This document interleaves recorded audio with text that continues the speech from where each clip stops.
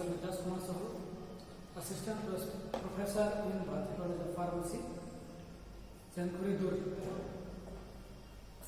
Last time हमने जैसे discuss किया था वाटर के बारे में, उसके सोर्स के बारे में और डिफरेंट टाइप ऑफ प्यूरिफिकेशन और सैनिटाइजेशन ऑफ वाटर। अब हम देखते हैं जो इन्वायरमेंट एंड हेल्थ जो यूनिट है डी फार्मेसी फर्स्ट ईयर में, उसमें हम अगला टॉपिक देखते हैं इन्वायरमेंट एंड हेल्थ यूनिट के अंदर में आएगा एयर। तो एयर के बारे में पढ़ते हैं, सभी जानते हैं एयर हमारे लिए कितना जरूरी है।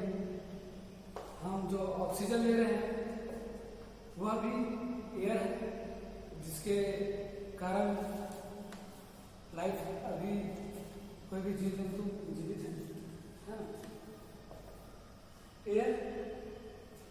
एयर जो है वो कॉम्बिनेशन ऑफ मिक्सचर्स होता है। इसको अगर कहा जाए तो जो वातावरण में जितने भी गैसेस होते हैं, जैसे नाइट्रोजन है, ऑक्सीजन है, कार्बन डाइऑक्साइड है, आर्गन है, नॉन एक्टिव गैसेस हैं, वो सब मिला के गैस बनता है ना। तो कौन सा गैस कितने परसेंटेज में अवेलेबल है? जो अधिक अवेलेबल उसको दे देते हैं 78.1% जो नाइट्रोजन अवेलेबल है हमारे एटमॉस्फेयर में। ऑक्सीजन की बात करें जो हमारे लिए बहुत ज़्यादा इम्पोर्टेंट है, very important for breathing to circulate in our body, जिसके कारण हमारे जितने भी ऑर्गन्स हैं हमारे बॉडी में, टिश्यूज हैं, सेल्स हैं, उसको ऑक्सीजन की ज़रूरत होती है। लेकिन ये एटमॉस्फेयर में 20.93% ही अवेलेबल है। कार्बन डाइऑक्साइड जो हमारे लिए बहुत ज़्यादा हार्मफुल है, लेकिन इसका प्रतिशत देखिए 0.03% अवेलेबल है एटमॉस्फेयर में। उसके बावजूद विभिन्न प्रकार के डिसएडवांटेज कार्बन डाइऑक्साइड के बहुत ज़्यादा हैं। ग्रीन हाउस प्रभाव, ओजोन परत डिस्ट्रॉय हो रहा है, सब इसी कारण हो सकता है। ठीक है, अब हम देखते हैं overall function of air. What is the function of air? सबसे first of all it is provide us the oxygen to maintain the life. जो लाइफ होता है उसको मेंटेन करने के लिए ऑक्सीजन की जरूरत होती है। सबसे पहले से काम oxygen to maintain the life. Second है कूल बॉडी, बॉडी का जो टेम्परेचर है उसको मेंटेन करके रखता है एयर। एंड हेयरिंग, जो स्पेशल सेंस होते हैं, जैसे हमें सुनना sense, hearing, smell, just like special sense is there, it is also help to women. Then impurities, what is impurities? Impurities are the initial steps which contaminate the particular formation or anything is called impurities which contaminate, जो कि contaminate कर देता है कोई भी things को। जैसे first carbon dioxide हानिकारक होता है, जो कि मेंस के थ्रू मतलब वुमेन या फिर एनिमल्स के थ्रू जो कार्बन डाइऑक्साइड जो है वो रिलीज किया जाता है। ऑक्सीजन इनलेट किया जाता है और कार्बन डाइऑक्साइड आउटलेट किया जाता है थ्रू द रेस्पिरेशन। तो ये जो इम्प्योरिटीज है कार्बन डाइऑक्साइड जो कि एटमॉस्फेयर में लगा है 0.03% है, जो कि आगे चल के हमारे हानिकारक साबित हो सकता है। दूसरा है dust, forms, mists and vapors. Vapors are also impurities. Third one, harmful gases. Harmful gases and जैसे any industries, other industries, cement industries, chemical industries, fertilizer industries, which secrete the harmful gases. It's called impurities of gases. Propellant just like bacteria in the air, fungi in the air, and pollen in air. तो this is the structure.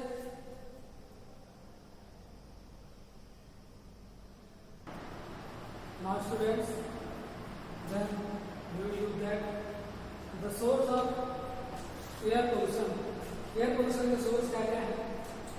पहला है industries कौन कौन से industries, जैसे chemical industries से जो air निकलते हैं। दूसरा ऑयल इंडस्ट्रीज, ऑयल को जलाने से जो गैस निकलते हैं वो हमारे एयर पोल्यूशन कहलाते हैं। फर्टिलाइजर्स इंडस्ट्रीज जो होती है वो भी फर्टिलाइजर्स प्रोडक्शन करती हैं, जिससे वेरियस हार्मफुल गैसेस रिलीज होती हैं। कंबंशन से जलाने से, कोयले को जलाने से जो गैस निकलती है वो भी पोल्यूशन का काम करती है। ऑयल को भी जलाने से, जैसे ऑयल को जलाते हैं। फ्यूल्स एट होम, जो फ्यूल्स घर में जलाया जाता है उससे जो चिमनी बोलते हैं उसको, जो घर से चिमनी जलाते हैं उससे जो जहरीली धुएं गैसेस निकलती हैं वह भी पॉपुलेट का काम करते हैं और बहुत ज़्यादा हानिकारक होती है। व्हीकल के थ्रू जो गैस निकलती है उसमें बसेस हैं, एयरक्राफ्ट में इंक्लूडेड है। एग्रीकल्चर में कैसे कोऑपरेट होगा, जो फर्टिलाइजर यूज किया जा सकता है, जो फर्टिलाइजर यूज किया जाएगा, फर्टिलाइजर जब यूज करते हैं उसमें जो गैस निकलती है वो भी हार्मफुल होता है और पॉपुलेट के काम करते हैं। पेस्टिसाइड्स के रूप में जो भी केमिकल यूज किया जाता है वो भी हार्मफुल होता है, यूज करने के समय उससे गैस रिलीज होता है। उसके बाद हमारे समाज में क्या इफेक्ट पड़ता है, हमारे वातावरण में क्या इफेक्ट करता है, जो एयर पोल्यूशन है उसके बारे में हम देखते हैं। पहला हेल्थ, सबसे पहले हम हेल्थ एजुकेशन कम्युनिटी फार्मेसी पढ़ रहे हैं डिप्लोमा फर्स्ट ईयर के लिए, तो हम सबसे पहले हेल्थ की बात करते हैं। तो हेल्थ में क्या इफेक्ट पड़ेगा? पहला मॉर्बिडिटी मतलब rate of hospitalisation.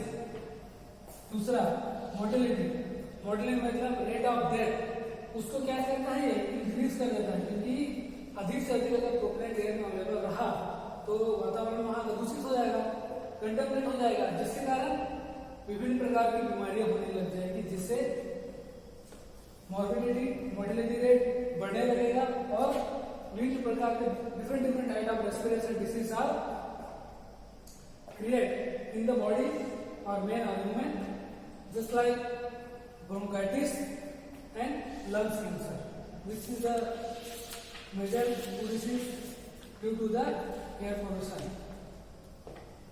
Then we will look in the plant, what is the effect in plant? Burning the leaf को क्या जला देता है, इसके वो कार्बन डाइऑक्साइड नहीं बना सकता और वह रेस्पिरेशन खुद नहीं कर सकता, जिससे क्या होगा ऑक्सीजन की कमी हो जाएगी एटमॉस्फेयर में, और जो ओवरऑल जो ग्रोथ होता है प्लांट का वो भी रुक जाता है। तीसरा देखते हैं हम एनिमल्स में क्या क्या प्रभाव पड़ता है, जो टॉक्सिक इफेक्ट प्रोड्यूस करते हैं due to the just like fluoride जो अवेलेबल होता है वो भी टॉक्सिक इफेक्ट करते हैं।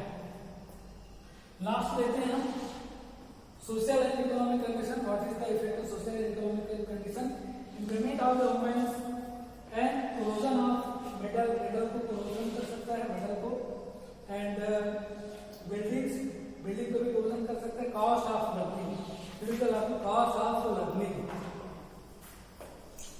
लर्निंग को इफेक्ट कर सकता है।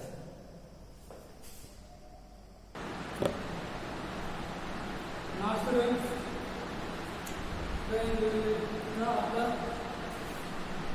prevention and control of air pollution, किस तरह से होगा पोल्यूशन को कंट्रोल करेंगे, प्रिवेंशन करेंगे, उसके बारे में हम देखते हैं। सबसे पहले कंटेनमेंट में जो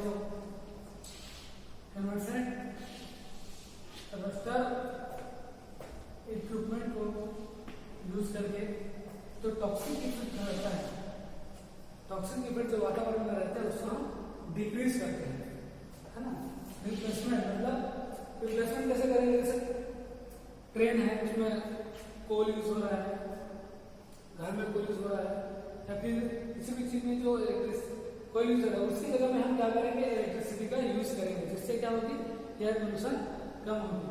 dilution green belt of the vegetation, dilution करेंगे जितने भी प्रोटीन है उसको किस तरह से डाइल्यूट किया जा सकता है, ग्रीन बेल्ट वेजिटेशन करने से जो भी कंटामिनेशन इंक्रीज हुआ रहेगा या फिर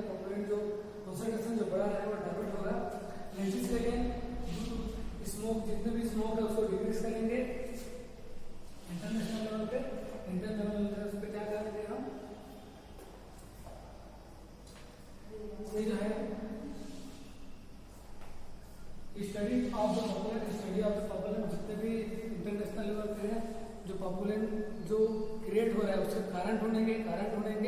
उसके बाद उससे रिलेटेड पूरे इंटरनेशनल लेवल पे एक टीम बनाएंगे जिससे कार्बन डाइऑक्साइड कितना रिलीज होना चाहिए पर ईयर, उस बेस पे कुछ टीम बनाएंगे, इंटरनेशनल लेवल पे काम करेंगे ताकि हमारा जो पॉपुलेशन जो बढ़ रहा है इंडिया और वर्ल्ड वाइड वो क्या डिक्रीज हो जाए।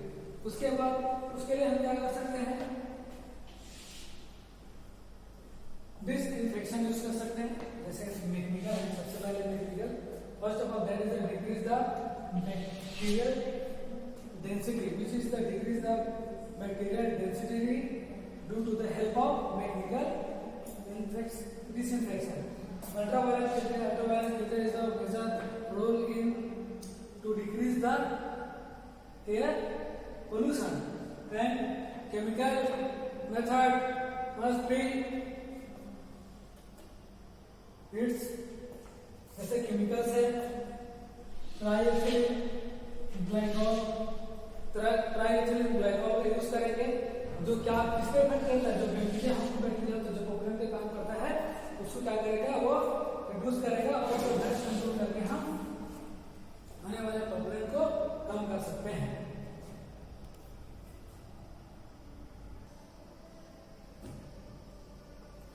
अब हम और देख सकते हैं कि अब हम एयर को, हमारा जो एयर जहाँ पे हम सर्वाइव करते हैं उस एयर को कैसे हम आर्टिफिशियल, मैकेनिकली और different type of method use करके कैसे वेंटिलेट किया जा सकता है।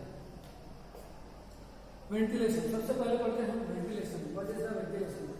Ventilation is nothing but is the exchange of air which is called the contaminated air or the hot air are outlet from the particular room or inlet the fresh air in the particular place. It's called the ventilation.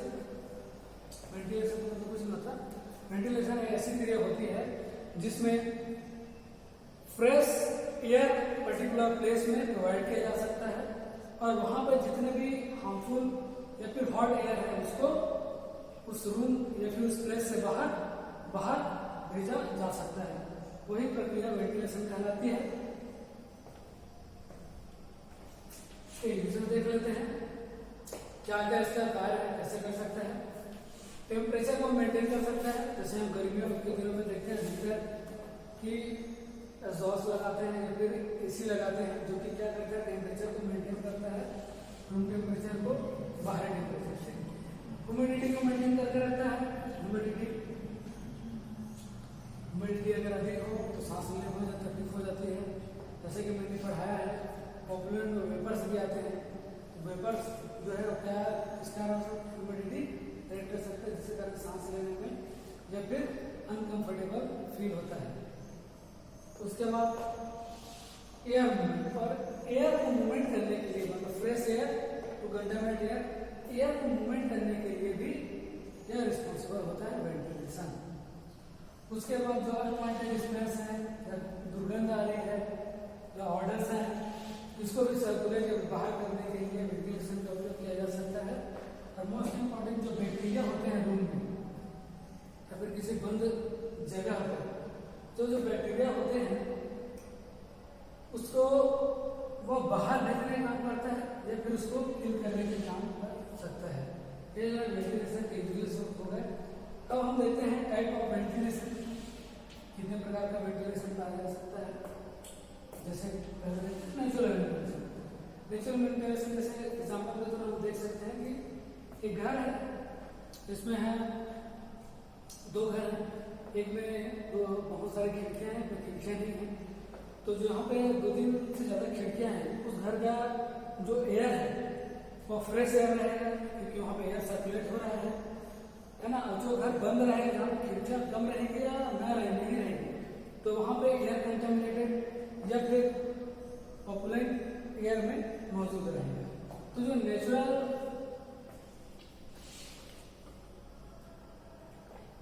Ventilation है सबसे पहला है wind, जो कि क्या होता है जिसमें पता है दो दरवाजा प्रॉपर होना चाहिए, पर्टिकुलर एरिया में होना चाहिए जहां से हवा आ सके और और उसके निकलने के लिए पर्टिकुलर खिड़की होना चाहिए। डोर एंड विंडोज के नेचुरली है ना। दूसरा डिफ्यूजन मेथड, स्मॉल ओपनिंग होना चाहिए, छोटा छोटा अलग से और ओपनिंग देना चाहिए घर में, है ना। तो उसके थ्रू क्या है, एयर भी सर्कुलेट होता है, कंटामिनेशन होने का चांसेस बहुत ही कम हो जाता है। तीसरा है टेम्परेचर। टेम्परेचर के थ्रू हम हॉट जो एयर है उसको बाहर डाल सकते हैं और जो ठंडा एयर है उसको हम किसी पर्टिकुलर प्लेस या जगह पे हम सर्कुलेट कर सकते हैं।